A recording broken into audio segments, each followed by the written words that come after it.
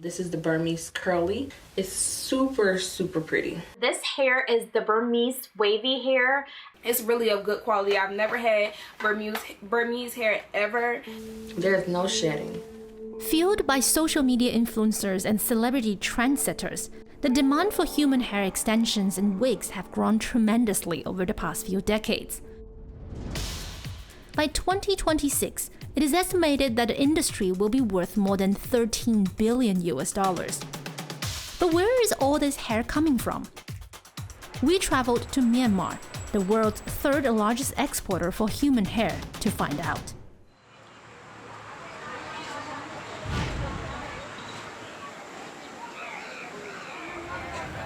In this market in Yangon City, hair has become a commodity. Hair is being bought and sold alongside with everyday items like food, clothes, pet fish, and kitchenware. We see many girls come here with waist-length hair and leaving with a short bob and sometimes teary eyes. At Insing Market, we met 60-year-old Miro Lu, who had to force her weeping daughter to sell her hair that will most likely be exported to be made into wigs and hair extensions.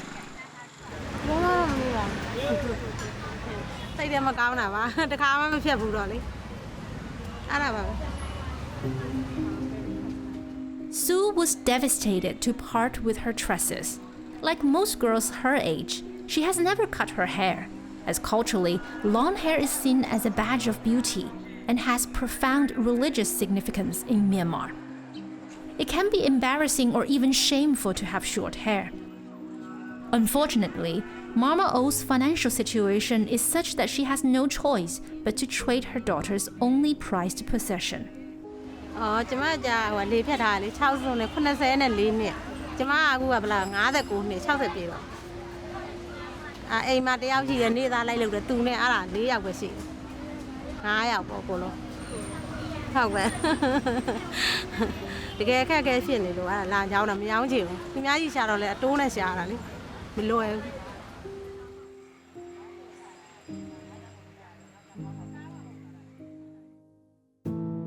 Buyers say the reasons women want to sell their hair vary.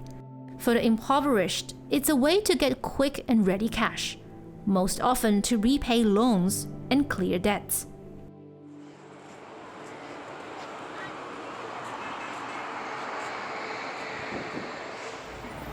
Hair is a deeply personal commodity and disproportionately sourced from women. It is often the most destitute women who are forced to cut and sell their hair. Here in big cities like Yangon, women are wising up to the worth of their hair. But in rural areas, women are still selling their hair to visiting traders at below the market rate. Local sellers say 100 centimeters or waist-length hair can fetch up to $150 to $200. Unfamiliar with this rate, some desperate women get just $12 instead of the $50 market rate for 30 centimeters of hair. It's worse for those living in rural areas who barter their hair for simple household items and plastic goods.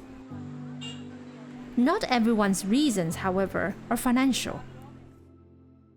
အဲ့လိုဇပင်เจ้าရဲ့လို့မို့ကိုကတကယ်ကျမ်းမိုင်မကောင်းလာခါကျတော့ဒီဇပင်ကြီးကိုပဲတရုတ်တရလုံနေပြီအရန်နဲ့လည်းကျွတ်တယ်လေနောက်လျှောက်ကျွတ်ပြီးကုံသွားမှတူတူအခုဖြတ်ပြီးရောင်းလိုက်ပြီးတော့ဒီလိုမျိုးသုံးလိုက်ရင်ကိုယ့်အတွက်အကျိုးရှိတာပေါ့ကုသိုလ်လည်းရမှာပေါ့မို့ကိုဒီတိုင်းကျွတ်လိုက်လှုပ်လိုက်ဘာမှမထူးပါဘူးအဲ့လိုမျိုးဆိုတော့ဖြစ်တာပေါ့ငါဇပင်ကြီးဒီလောက်ရှည်နေမှငါရောင်းလိုက်ရတယ်ပေါ့ဒါမဲ့လည်းကိုကတော့ကျမ်းမာရေးကြောင့်ဆိုတဲ့အတွက်နည်းနည်းတော့ဖြေတာပေါ့အဲ့လိုတော့မထင်ပါဘူးဒါမဲ့ကိုခန္ဓာကိုယ်ကနေဒီအမျက်တနိုးထားတဲ့ဟာဆိုတော့လေကြေးလည်းဖြတ်တယ်လို့လည်းမဟုတ်ပါဘူးဒါမဲ့ဒီလောက်ထိုက်တင်တယ်ဆိုတော့ဒီလောက်ပဲကိုလည်းဖြေပါတယ်အမှန်တကယ်ပြောတော့မတန်ဘူးပေါ့နော်ကိုကအနည်းလာထားခဲ့ရတာလေကိုကဗုဒ္ဓဘာသာဆိုတော့လေကိုဇပင်ကနေအမျက်တနိုးရတဲ့ဟာဆိုတော့ကိုလှူမတန်းမှာပေါ့လှူမဲ့နေရာလေးသုံးပါပေါ့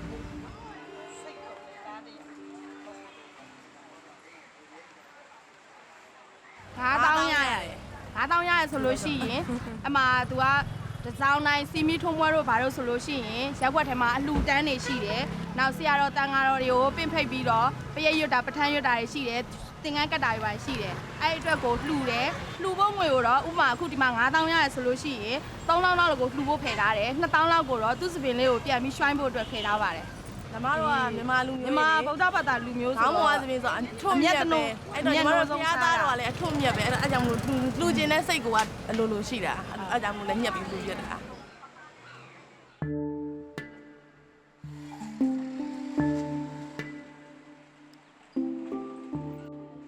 Human hair is sacred in Myanmar, and giving it away to monks or at monasteries is a sign of humility and the highest form of donation. ဟောလေဘယ်လိုပြောရမလဲလူရှင်တဲ့စိတ်တွေဖြစ်လာလို့ပေါ့နော်အဲ့လိုမျိုးဖြစ်တာလေးရှိပါတယ်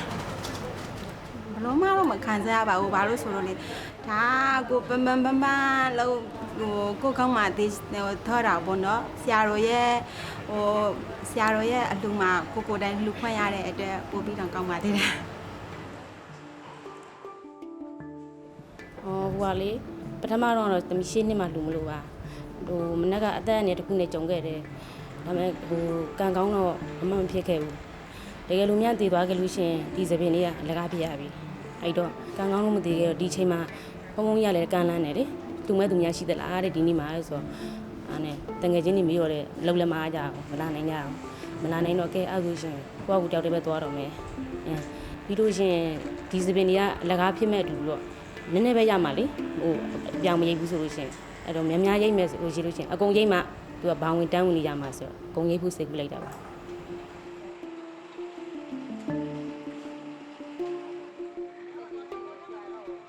The money raised from selling donated hair goes towards supporting the monastery and for infrastructure projects like building schools, hospitals, and bridges in remote, underdeveloped areas.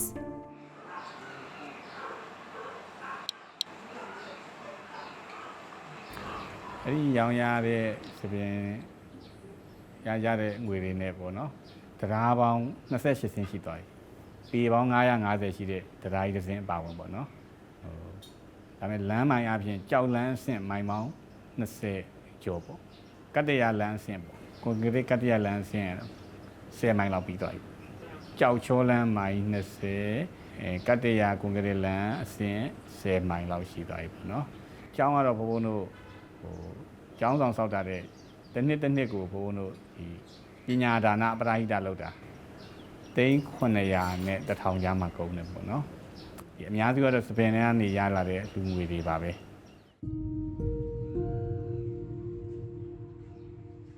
Beyond the cultural and religious drivers, the human hair industry has also grown into a lucrative economic opportunity for Myanmar and its people. According to UN Comtrade data, the nation's hair exports were valued at a whopping $9.46 million in 2020. To get an insight into how the trade has evolved in Myanmar over the last decade, we return to Insing Market to speak to Do San Sante, who has been in the hair business since 2006. ပြောင်းလဲရတော့ရှိတယ်ပြောင်းလဲရတော့ရှိတယ်လက်ပြီးတော့တိကလားအပြောင်းလဲရတော့ရှိတယ်အပြောင်းလဲရရှိတယ်ဆိုတာကဟိုဈေးလောက်ခသားတုန်းကတော့ဈေးနှုန်းတွေကနှိမ့်တာပေါ့နည်းနည်းအခုကျတော့နိုင်ငံတကာဈေးကွက်တွေဝင်လာတော့မြင့်လာတဲ့အခါကျမြင့်တဲ့အလျောက်ပဲ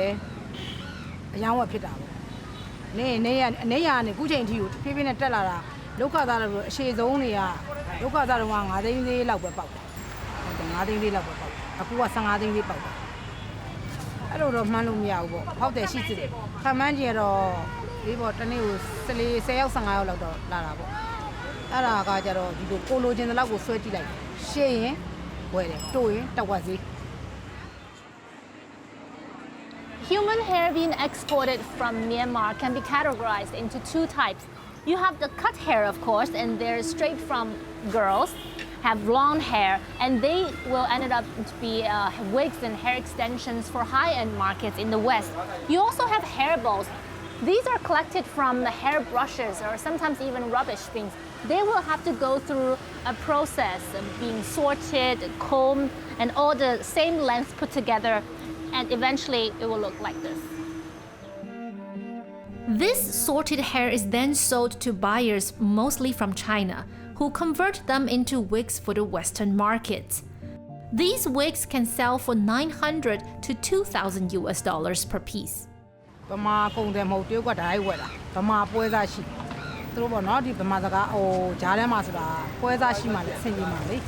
စကားပြန်တော့အဲ့သူကနေပြီးတော့သူ့ပွဲရုံမှာထားပြီးတော့ဒီကလူတွေရောင်းကြတယ်အာဒိုင်နေကြတော့ဥမာပေါ့100ဘိုးလောက်ဟိုသူတို့သိန်းဥမာပေါ့800ဘိုးတက်မယ်1000ဘိုးတက်မယ်အဲ့သူတို့တစ်ခေါက်တက်သွားတဲ့အခါမှာသူတို့က200ခိုင်လောက်မြင့်ရင်လုပ်တယ်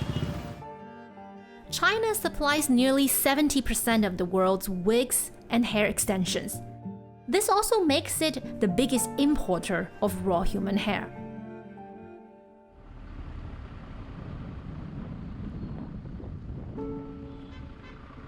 Supported by a steady demand over the last 2 decades, Metilatan in Mandalay, a state bordering China, has transformed into a hub for the human hair trade.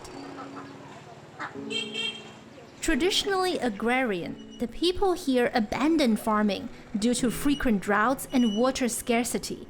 and turned to sorting, cleaning, and treating hair instead. One local company at the top of the supply chain is Tit Hair. They're headquartered in Yangon, but one of their biggest workshops is in Metila.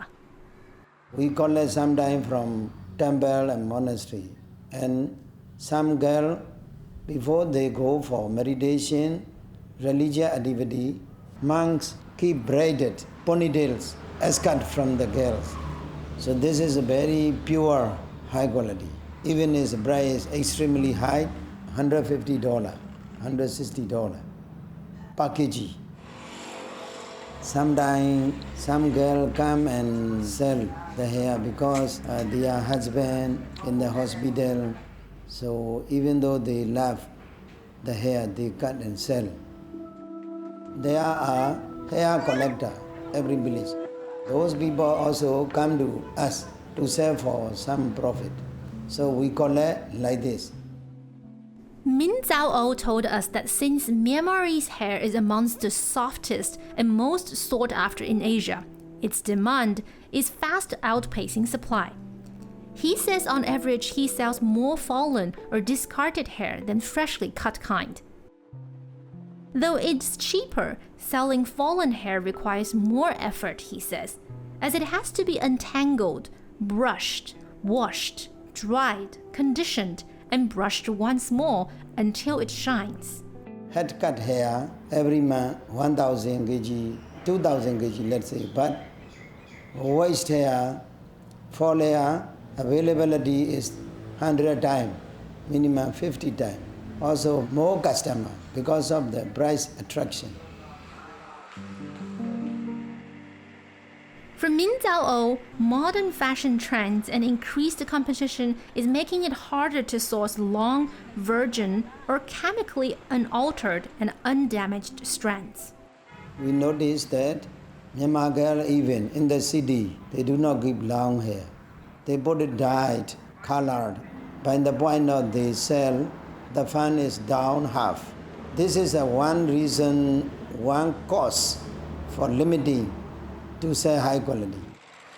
For example, like 2008, I could collect 3,000 kilograms, 4,000 kilograms a month from 12 to 30 or 40 inches. Now 1,000 kilograms, not so easy because more buyer.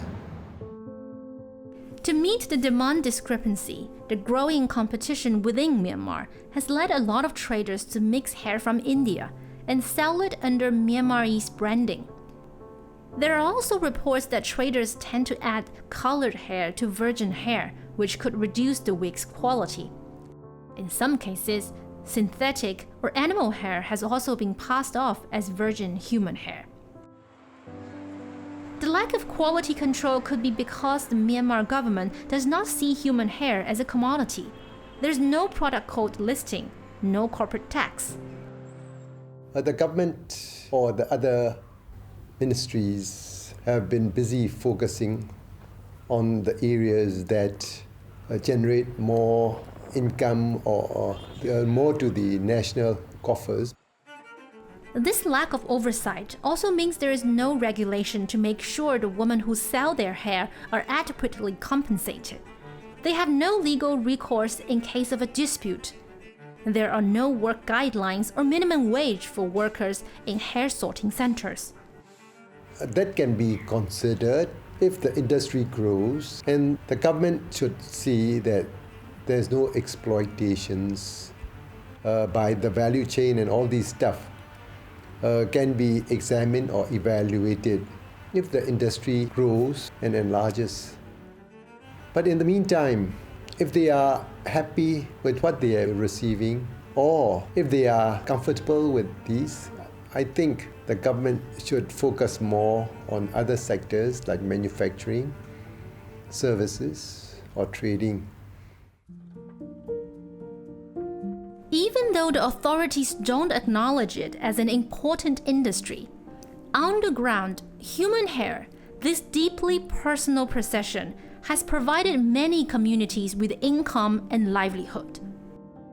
While the traders, the wig makers, and even influencers reap the rewards, it is often the women, without whom the trade would not exist, who end up receiving just a tiny fraction of the true worth of their luscious locks.